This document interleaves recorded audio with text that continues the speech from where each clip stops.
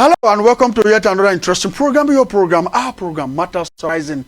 It is a program where we look at some happenings, could be political, social, economic issues. And on this week's edition of Matters Arising, we'll be looking at the political developments, talking about the recent defection of the member representing Aniocha Oshimili Federal Constituency, Right Honorable Ngozi Okolie, from the Labour Party to the APC, and the crisis that is bedeviling Labour Party.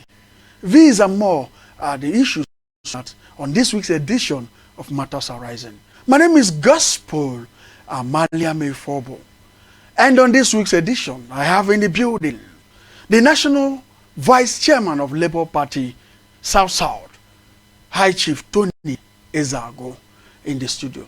Sir, you're welcome to the program. Thank you very much. How's it been? Well, the grace of God, we have been doing it. It's politics and we are playing it. Why do you believe so much in Labour Party that over a period of time you have been there, despite the hurdles, despite the challenges, you are still there and not just a critical stakeholder in Labour Party? Yeah, the issue is, you see, I'm not playing politics to make money and build mansions, build estates. I am playing politics to make sure that the life of people changes. I'm trying to work for the populace so that the dividends of democracy, if we eventually come on board, will get to everybody. And I don't believe in running from pillar to post, thinking that you're doing any good thing. Meanwhile, it is just what you will benefit, or rather what you eat is what you are just fighting for. You are just deceiving the people. And that's it. So that's exactly why I have remained where I am. I am not disturbed. I don't worry people. I do my things the way I want to do it. And that's all. Recently, a former member of Labour Party, let me use the word. Go ahead, use the word. Yeah, the former member of Labour Party who came to limelight through the vehicle of Labour Party defected. He dumped Labour Party. Yes. What's your take about that? Well, as far as we are concerned, it didn't mean anything to us. Mean anything. We didn't see it as losing anybody, because if you asked me before now, I would have told you that we had just one party legislator. I wouldn't have counted him, so that he defected. You mean Ngozi Okolie? I wouldn't have counted him. If you asked me before now, I would have told you the only legislator we have is Etano Bena, Ben Etano Bena. That's the one representing Saple Okbe local government, federal constituency. But for him, for Ngozi Okolie, he never identified with us. He's just on his own. He's doing his things. The only thing he did was to win through Labour Party and decided to go his way. So we're not bothered. We're not perturbed about it. Why do you say so? Look, let me tell you, it is very simple. We're not disturbed. This is a man that bought form. He was bringing the form and asking us that if we can get somebody to refund him his money. He never came one day for campaign. The day we had our grand finale in Ogwashuku, he drove past us. He was not there. Believe me, he drove past us. I'm not telling you, ask any Labour Party person from Delta North. They will tell you. And remember that the day he called a meeting too, that he wanted to defect, all our people walked out on him. All our people walked out on him and told him, no, we are not defecting with you. Even the Mavis, this guy that had Mavis Foundation, that writes for him. If you watch the guy's article, the guy says he is a Labour Party man. He worked with Ngozi because Ngozi is a Labour Party man. But now that Ngozi is leaving Labour to APC, that he's back to his party. He's not leaving. So definitely nobody followed him. He came alone, he went alone. So you don't have, there is no impact on the... I say we have nothing to regret because we have nothing to lose because we did not gain anything. So definitely his coming is as good as not coming. Do you see him returning in 2027? Well, that is just his business. That is his business. That does not concern me. Whether he comes or not, it's his business. If he feels that he can come back, okay. Political party is an open place. You can always come. But when you come, whatever you meet, you take. Is that not so? That's it.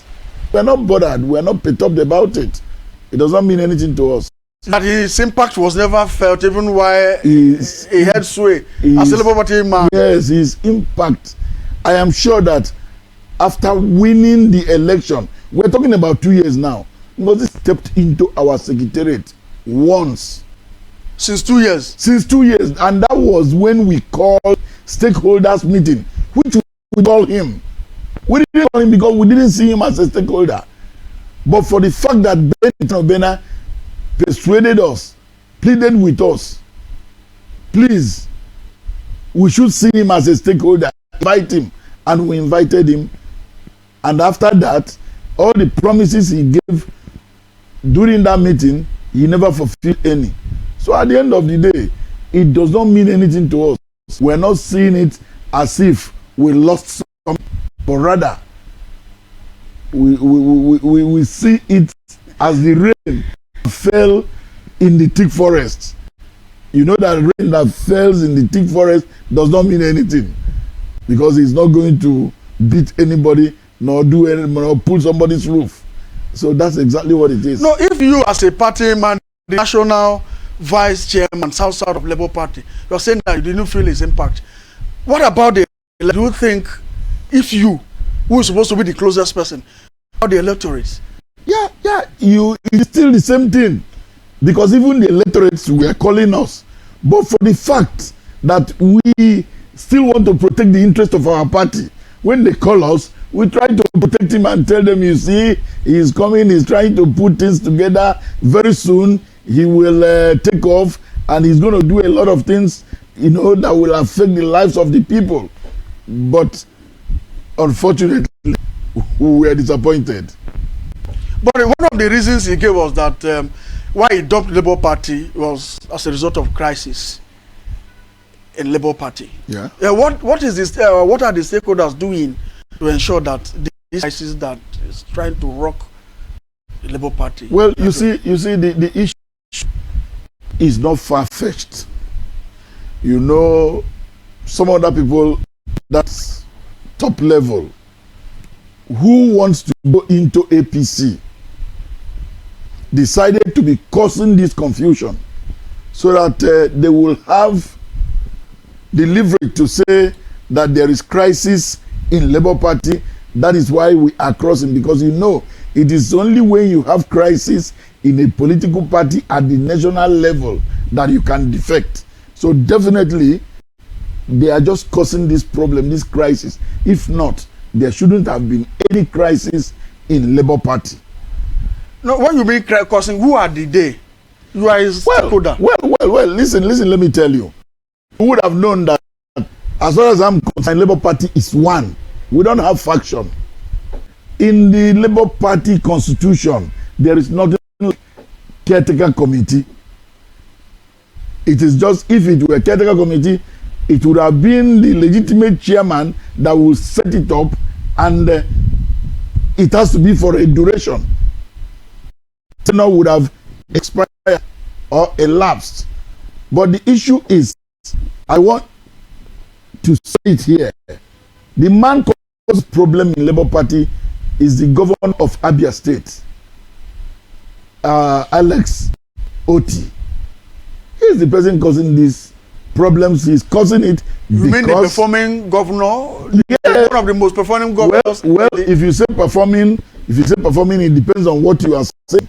But I'm telling you that he is the masterminder of the crisis we have in Labour Party. What does he try to gain if he does that? What he's trying to gain is to make sure that he causes crisis in the party so that he can defect to APC, which you have seen. You have seen a bandwagon defection So these defections you're seeing is that they must cause crisis in their party. And as soon as they cause that crisis, they will now see a stepping stone to cross over. I want to make it clear. We had a convention. This convention was chaired by OT. We had a convention. The convention was chaired by OT. Even though he did not come, but he sent his deputy, who represented him as the chairman of the convention in Newi. And look at it. All his appointees, all his House of Assembly members were in that convention. Then that same man is the person who went out of his way to institute a caretaker committee and said he offered the national chairman, Julius Abure, that he offered him BOT chairman. You can imagine a governor who is just a member of the NEC that is calling the national chairman of the party and say, I offer you the chairman of board of trustees for you to step down. It's not attainable. Political parties are not run like that. We, those of us who is on Abure's side, we are not fighting because it is Abure. We are fighting because they are distorting the constitution of the party. Because if it is for Abure, you will not go and set up a caretaker committee in a holistic and saying you have sacked the NWC. How can you sack the NWC? Where did you derive your power from? Where are you coming from? You don't have that power. But if Oti is a governor, he's a member of the NEC, that does not give him the powers to dissolve the party structure from national to state, state to LGA, LGA to what? Have you ever heard that? Have you ever seen where such thing happened?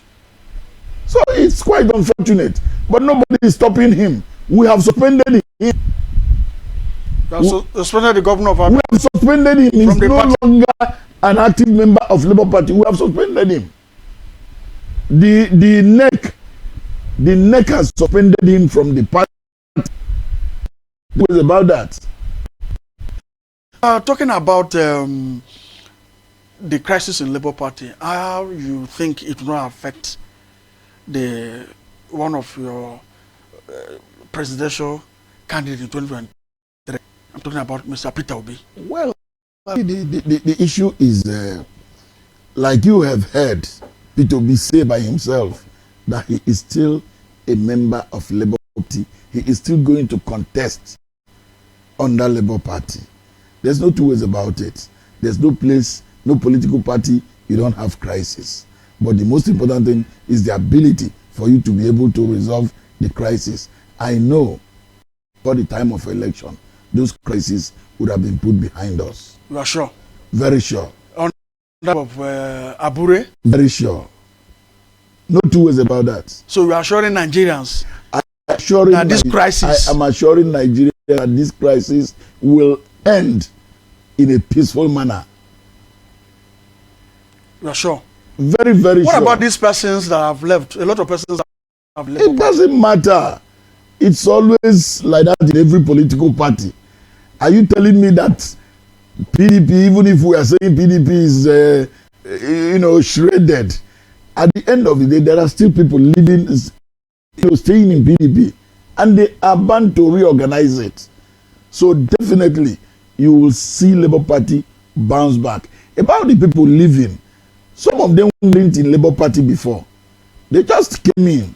And if you come in and go out, as you come in and go out, others are coming in. So definitely, it is not all Uhuru yet. What you're seeing today is a situation where if it gets to 2027 election, you will see reorganizations once again. And you will say, I told you. The APC you are thinking has a master stroke might be another thing entirely, because it is not all these people that are going there now that will stay in APC. At the end of the day, many of them will still scatter, and that house will come to be like other political parties. Don't bother yourself about that. Just keep your fingers crossed and watch. It's okay. Looking at Delta State, the administration of Right Honorable Sheriff Oborowori, 2 years in office, how would you assess it? Well, you see, I have one regard for the man Oborowori. Since Delta State has, since Delta was created, no governor has ever brought Julius Berger to come and work in Delta State. Not minding the huge allocation that we have. But if you go everywhere, go to even small states, you will see Julius Berger building bridges here and there. But that never happened in Delta until Oborowori came on board.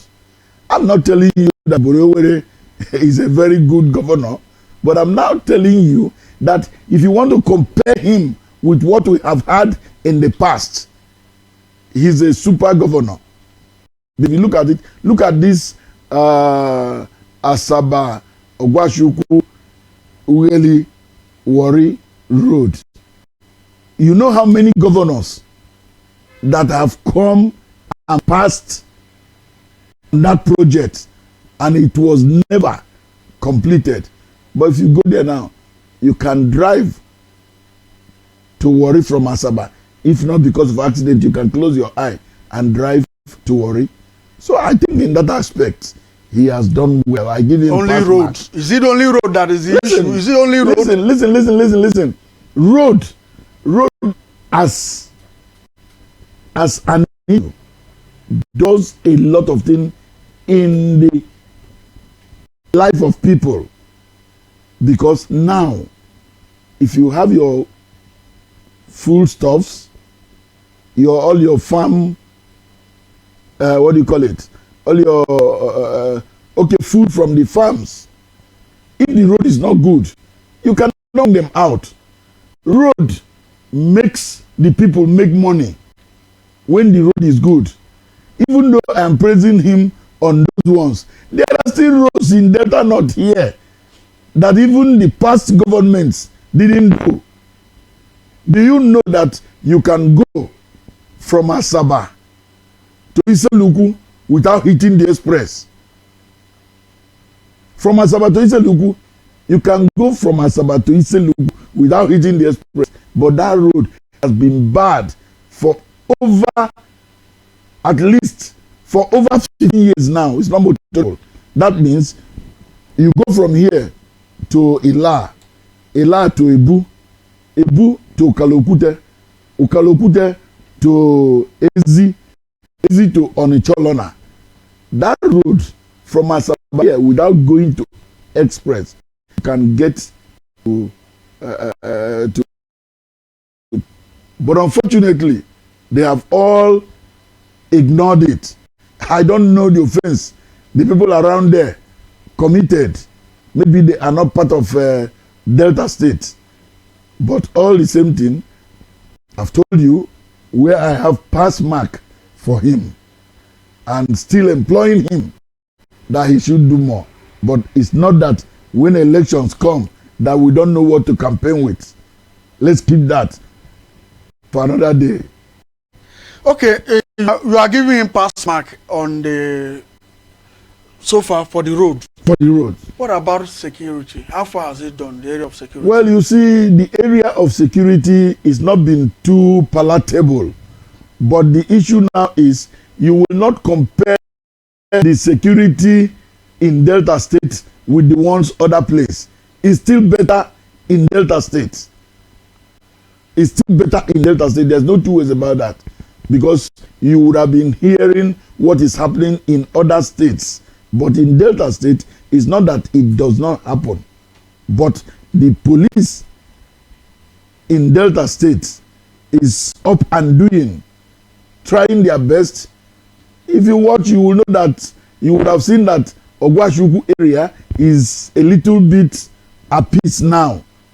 But in the past, say, about 3-4 months back, it was a horrible area. But today, they have been able to bring it under control. So I think on security too, he's trying. On security, he's trying. There's no two ways about that. On security, what about the health? What about other infrastructure?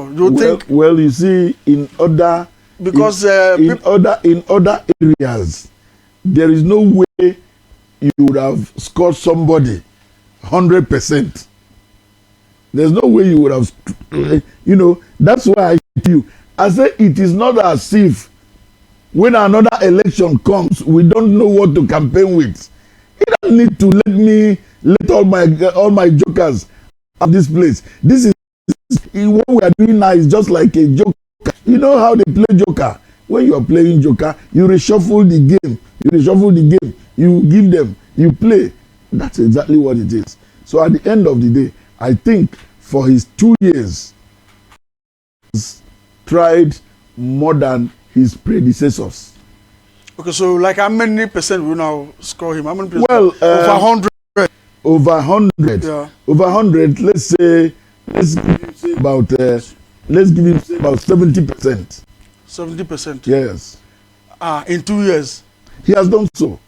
I'm sure you're not doing Ojoro. This is your market skill. No, 70%. No. I'm not doing Ojoro. It's Ojoro.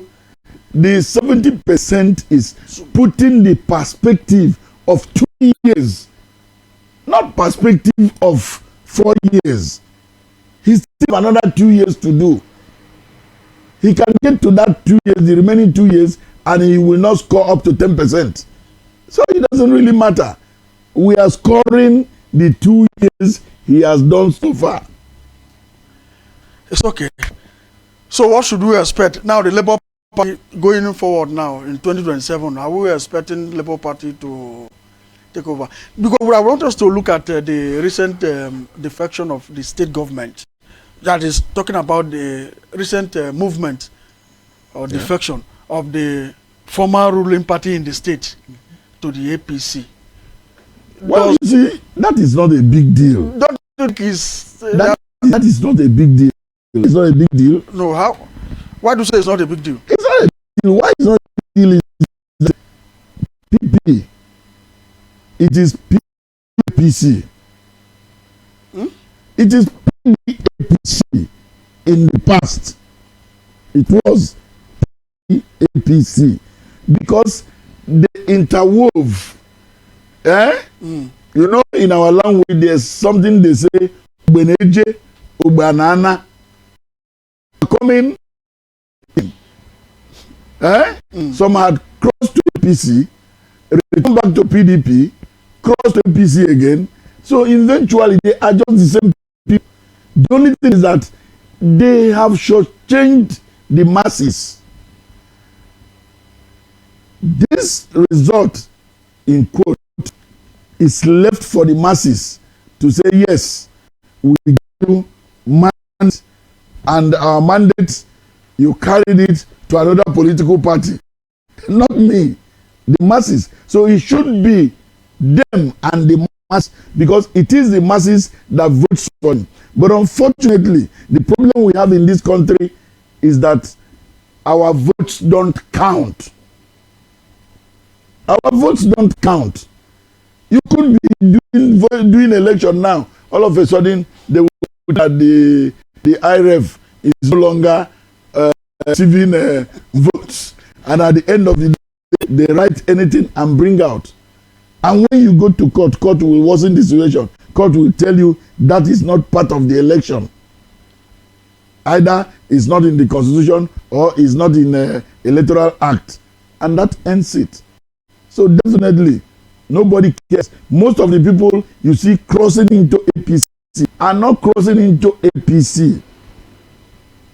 That at the end of the day, the masses will vote for them. They are crossing into APC thinking that APC, when it gets to that time, APC will manipulate it, rig the election, and give them and ask you, go to court. As it has always been. So that is the situation. Okay. Your advice to the electorates now. My advice to the electorate is for them to look well before they leap. Look well. Look at those they have voted for. Know whether they have done the right thing before you can vote for the man again. Because what we are saying is that it is for democracy, and they voted for you based on the ideology of the party you are in, and they rejected the party you have because of its own ideology, and you carried the ideology they had for you, they think you have, into the party they said was not their choice. So it is left for the masses to take decision on that. Thank you very much, High Chief Tony Ezeagwu, the Ochendo of the youth, for your time, sir. And sir, okay, he said I should not include sir. Don't include sir. Chief Ezeagwu is the National Vice Chairman, South of the Labour Party.